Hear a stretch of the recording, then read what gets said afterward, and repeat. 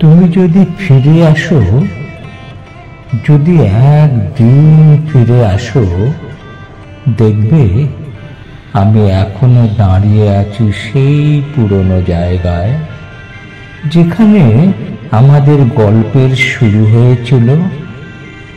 হয়তো চোখে জল থাকবে না, কিন্তু হৃদয়ের গোপন কোণে অসংখ্য অশ্রু জমা হয়ে আছে। তুমি না থাকলেও তোমার জন্য অপেক্ষার দরজা কখনো বন্ধ হয়নি।